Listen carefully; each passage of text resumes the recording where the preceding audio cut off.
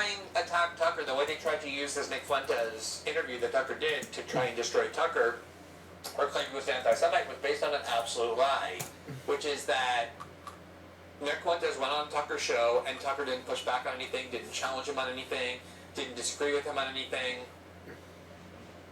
And all you have to do is watch the first half of the interview to know that anyone who's claiming Tucker didn't push back or disagree with Nick Fuentes is either extremely dishonest or extremely stupid, and maybe both. The whole first half of the discussion is Tucker explaining to Nick why he thinks certain views that Nick has, why he thinks certain ways that Nick expresses those views is either counterproductive or just morally wrong, unchristian.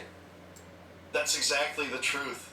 You know what the truth is that the Zionists that decided to carry on this narrative that Tucker didn't push back, I do think they actually, most of them watched the interview. They had just decided that their narrative was more important than the truth and what actually played out in that interview, but Glenn's right. You know, the two things that struck me is Tucker pushed back saying it's not Christian to have a collective guilt associated with Judaism if you think that Judaism in general is at the root of these problems we face with the neocons. And there's plenty of, Christian neocons like the George Bushes and Donald Rumsfelds and Cheneys of the world that are equally culpable, and by saying it's a problem of Judaism doesn't properly place blame, and it's unchristian. That was what Tucker was arguing. He also said there's plenty of amazing, Jewish critics of Israel. Like one of them we're watching right here, Glenn Greenwald. He didn't mention Glenn, but he mentioned Jeffrey Sachs, one of the, by far the best too. And this was pushback against Nick. I mean, it didn't get that fiery in terms of contentious, but he was challenging directly Nick's views on some of these things. Tucker argued that when you reduce things to not just the ideology of Zionism, but when you reduce it to Jews, I'm just describing Tucker's argument. He's saying you're violating a core precept of Christianity, which is that you don't judge people based on their blood, based on their demographic groups, but instead on their individual. All people are created by God. They're all entitled to the same dignity. You don't judge them based on are they black or brown or yellow or white, or are they Christian or Muslim, or you don't. That's not how you judge people. And he was saying to Nick Fuentes, look, you're a young, extremely influential, very talented person with a lot of influence to wield, and probably a lot of more influence that you will wield.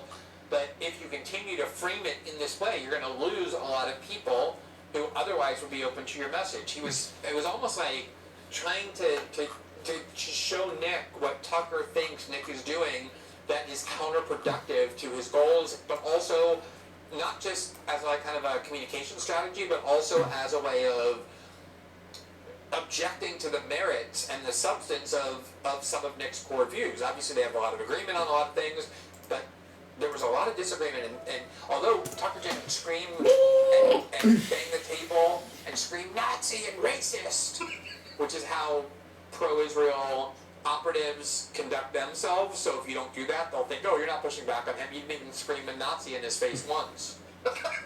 That's so true. It's total projection. How they handle these situations, they want to project on people that aren't just, beneath the pale in terms of argumentation and in terms of, ethics and morality and actually carrying out a conversation, actually tackling the issues. Which, by the way, Ben Shapiro made his career on, right? You were a snowflake if you didn't want to debate the issues on stage on the college campuses that he went to and debated with purple-haired freshman students on.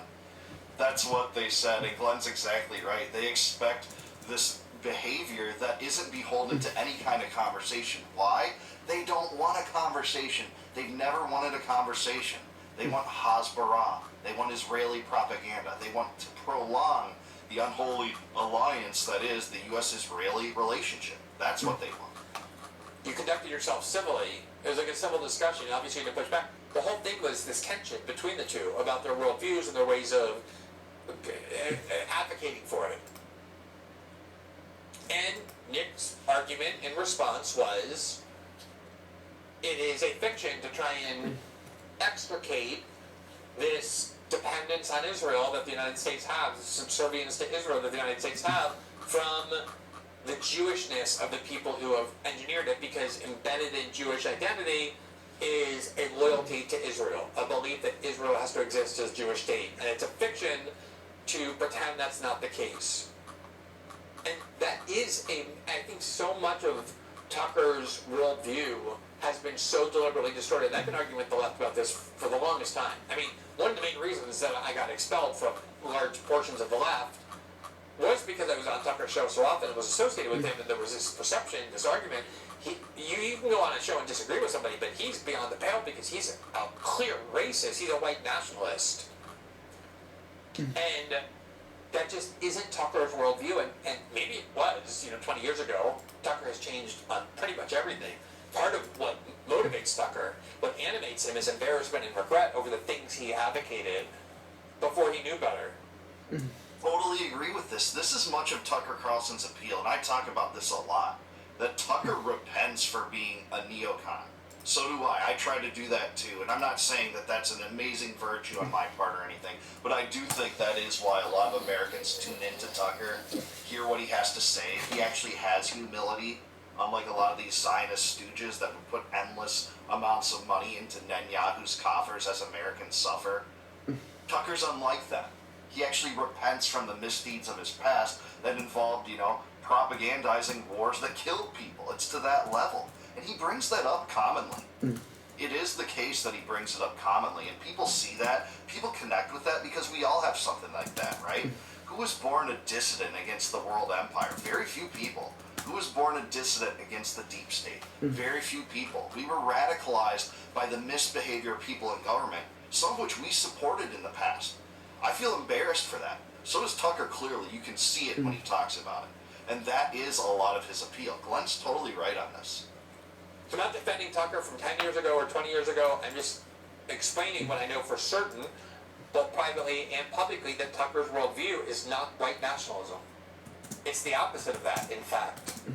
Tucker's worldview is that we judge people based on their character and not their skin color, and his objection to affirmative action and DEI and discriminating against white people or giving advantages to certain groups has always been based on that. You don't have to agree with that. I'm not saying you have to agree with it or not.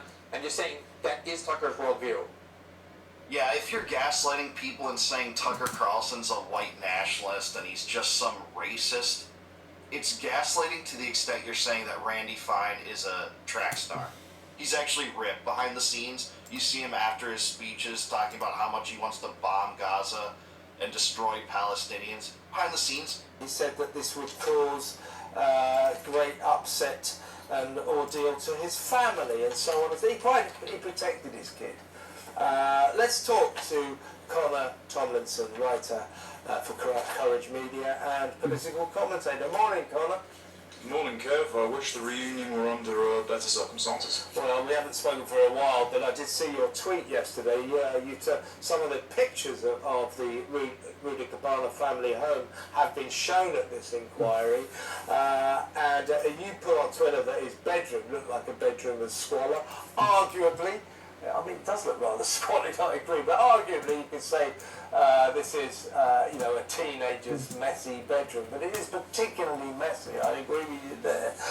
But what is emerging here is perhaps that his parents, were not quite the sort of innocent bystanders or poor parents trying to do. That's the ricin poison that was found in his room.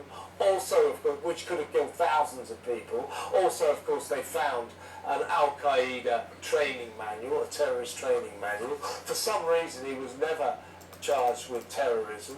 And he was also turned down for the Prevent Anti-Terrorism scheme for some reason as well. But the parents, not quite the innocent victims of this little monster that they've been depicted so far, right? No, the Mail earlier this year put out a piece that said the parents are collateral damage in this tragic tale, and I think we've entered a really strange era, Kev, where we disconnect the crimes committed by young murderers from the conditions in which their parents chose to raise them. I mean, we've still got that image up on screen. For those who are only listening in to talk, the blinds are smothered in black mould. This is a downstairs room, by the way, so this is as you would come in via the front door through the house. Actually, sorry to interrupt, Connor. I'm just looking at it.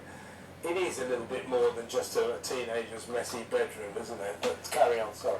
Well, it's also very important to note that his brother Dion is in a wheelchair. How are you going to get a wheelchair through that room? If the rest of the house is like that, isn't that a very neglectful environment to raise a disabled child in? And I bring up his brother only in relation to his parents, not to insinuate that his brother is any way culpable, but because his brother and his parents' treatment by our country is symptomatic of the ingratitude that his parents showed towards us by raising a killer in our midst. Because they were brought over